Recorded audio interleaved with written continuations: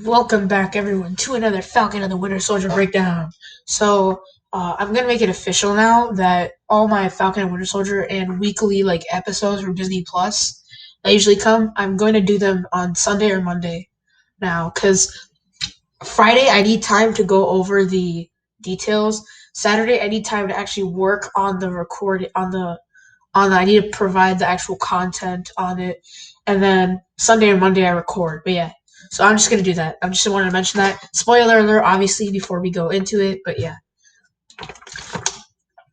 so the episode opens with John Walker, getting his new he's going back to his hometown, and it's literally the same. The title of this episode is called the Star Spangled Man with a Plan, and it's the exact same song that the band in the background is playing, and it literally is copying from the one scene and from that one scene in Captain America, the first Avengers. So yeah, and then he has an interview with these people, and he's on ABC News apparently. And then they also show how he was at MIT. He had some sort of involvement with MIT, but and MIT is the same school that Tony Stark went to for college.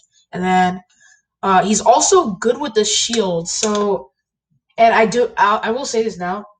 I don't think Walker has any super soldier serum. I don't think that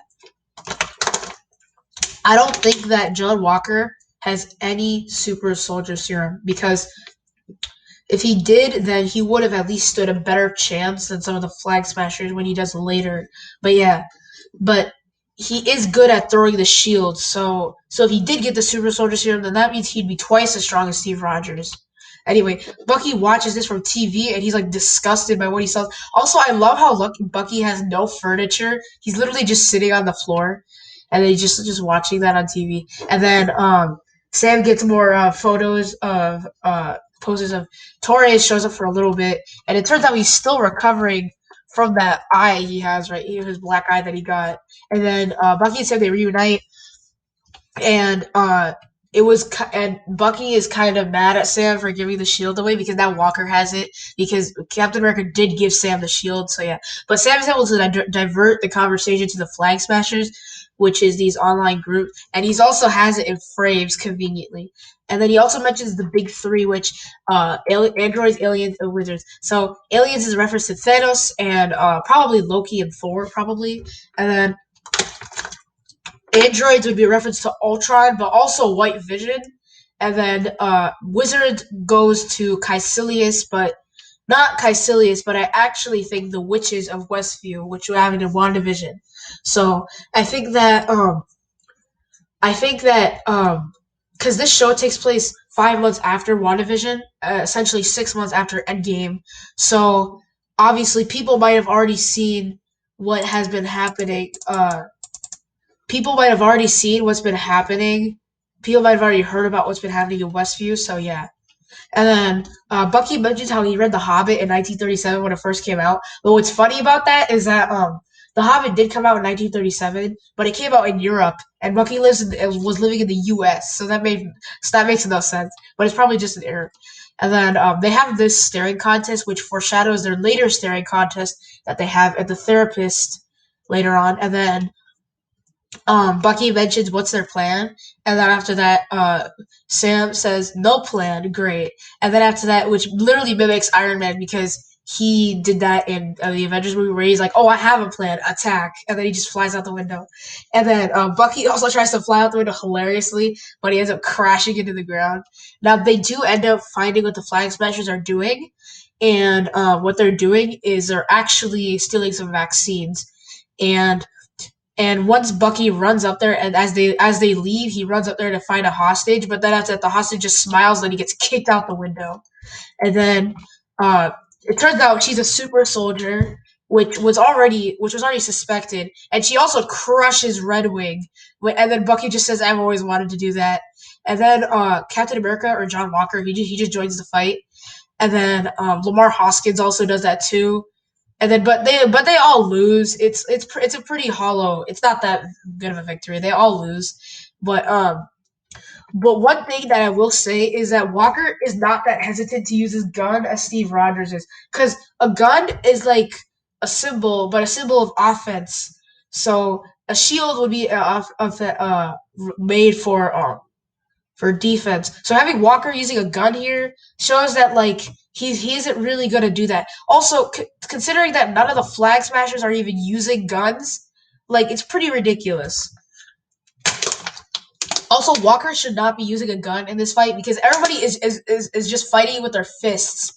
Like nobody is using a gun. I mean, Sam tried to use Red Wing, but then Red Wing got destroyed.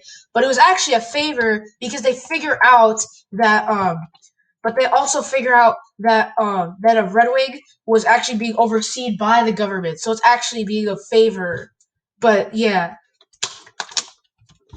and then now over with the Flag Smashers. Oh, actually no. Before I get to that, Walker mentioned how it'd be a lot easier if I had Cap's wingman on my side, which is kind of like a little bit rude because to Steve, Sam was not a wingman. He was actually more than that. He was like his partner. So having Walker call out, having Walker like just basically state his opinion and thinking that Sam is just a wingman is not that really nice, and it's also rude. So there's no way that these two will ever go on the same side, even though they are trying to stop the same person. Anyway, over at the Flag Smashers, they're being sheltered by this German man, and she also gets a text. Carly Morgenthau, she gets a text from a private number, and this private number says, "You took what was mine. I'm gonna find you and kill you," which is kind of confusing because who sent this? Like, who actually sent that? Was it Power Broker? Because a lot of people do think it's Power Broker because in the credits last episode it said Power Broker watching. So yeah, and then there's also the where do we go now that they're gone? But yeah. And then there's also this blue vials of stuff. So this could have been Super Soldier Serum. And then so who sent that? Like it could be John Walker because they might have interacted, but it seems like most of the Flag Smashers, especially their leader Carly, is probably from Britain or the UK, somewhere there. Because Carly Morgenthau has a lot of Carly Morgenthau has never been anywhere outside of Europe. Every single time that we see the Flag Smashers, they're usually somewhere in Europe. Last episode, last episode, they were in Switzerland. They were robbing a bank, and then Torres had to interact with them. And then actually he tried to fight them, but you know what happened. And then yeah, and then what ended up happening was, and then in this episode they're in Munich, Germany. I forgot to mention that they're on the Autobahn road, but yeah. So, yeah, it seems that obvious that they're probably going to do that. So I don't know, but I think it's possible it's Power Broker. But I think it's most likely either Power Broker or John Walker, or one of them, or maybe even the government. Now, there's also a lot of speculation on who is Power Broker, because we do see them later on. So she's getting sheltered by this German man I saw earlier, right here, and then um, over with Bucky now and Sam. Bucky is telling, "Why don't we just take the shield?" He's like, "Why don't we just take the shield?" And then after that, he's like, "No." And then Bucky introduces Sam to Isaiah Bradley. But before they get to that, there's this funny moment where this kid right here he says, "Hey, it's Black Falcon," and then after that, uh, Sam says, "No, it's just Falcon." And then he's like, "My daddy told me it's Falcon." And then he's like, "So are you Black Kid?" And then he's like, "Yeah, I got him." And then yeah, I think this was kind of a subtle callback to how Marvel had their first black superheroes, because Falcon is the first black superhero without the word black at part of his name. Like for example, Black Panther was introduced before Falcon, I think, but he was, but Marvel had this long trend where they had the word black in front of every single superhero's name. So Falcon was the first one to not have that. Anyway, um, and then after that, Bucky introduces Sam to Isaiah Bradley. Isaiah Bradley is someone who fought in the Korean War, not in World War II, but in the Korean War. So I'm going to explain what happened. So after Steve Rogers went into ICE and the U.S. eventually they went into the Korean War, they found themselves without a super soldier. So they had a bunch of people do some tests, and Isaiah was the only one who survived. So he became the new super soldier. And in Korea, and I think Goyang, gosh. Okay, so in Goyang, Bucky, as the Winter Soldier, he ran across him, and Isaiah beat him up badly. Even though it all happened off screen, they basically say how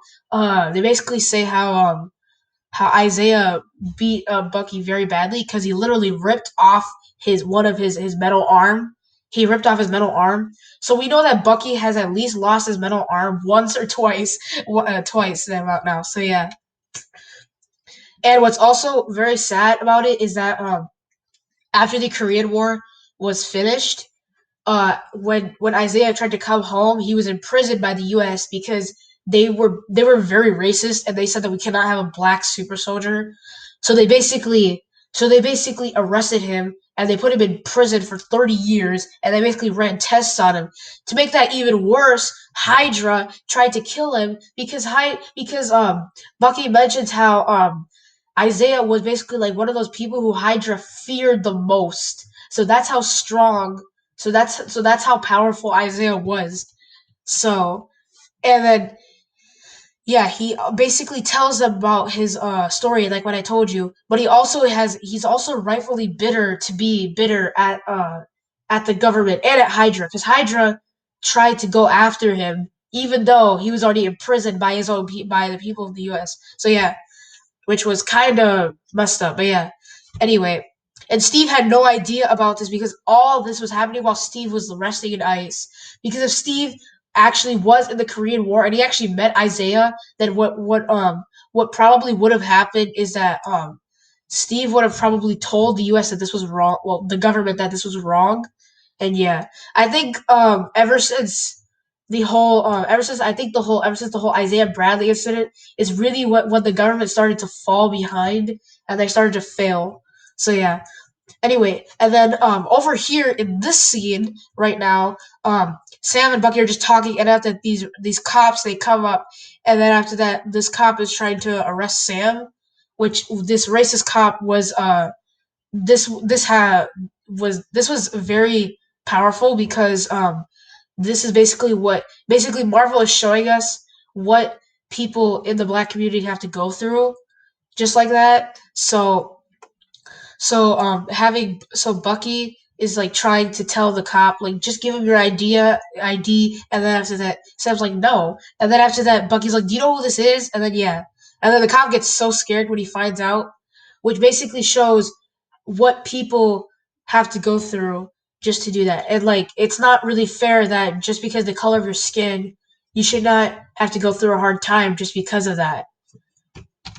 And then now over with Walker, Bucky gets arrested because he forgot to miss out his therapy, and then after Walker has to bail him out, and then turns out the therapist actually knew Walker, the therapist from last episode. She actually knew Walker because they used to run missions together, which actually I'm kind of confused now. Like, is she a therapist or is she?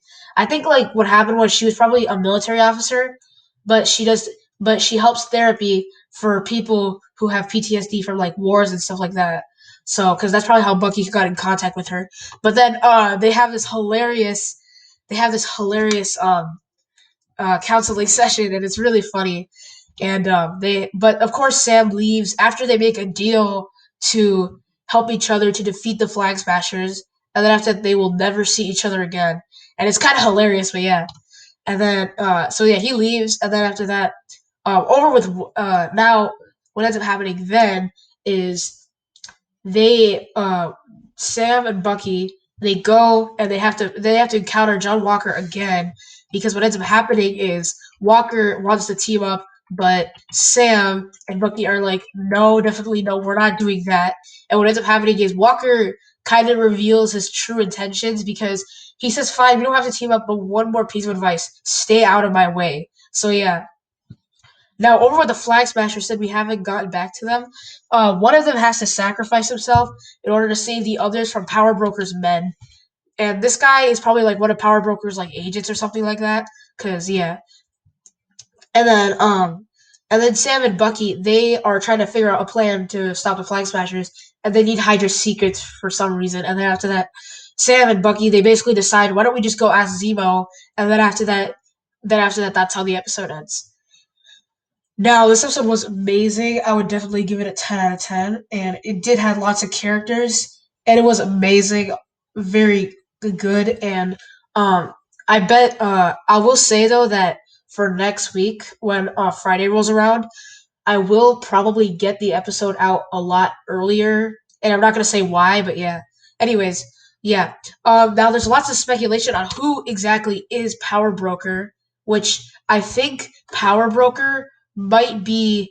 Power Broker could be a few options. Number one could be Thunderbolt Ross, because Thunderbolt Ross was hasn't been seen yet at all, and he's been like the only person who has been trying to recreate Abraham Erskine's original super soldier serum.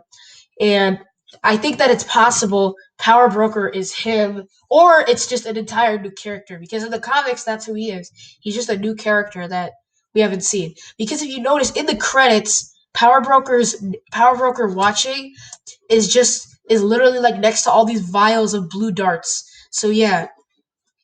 So this obviously, I think Power Broker creates super soldier serum, but yeah, also we don't know what the why the Flag Smashers were stealing vaccines and like medicine. Why are they stealing that?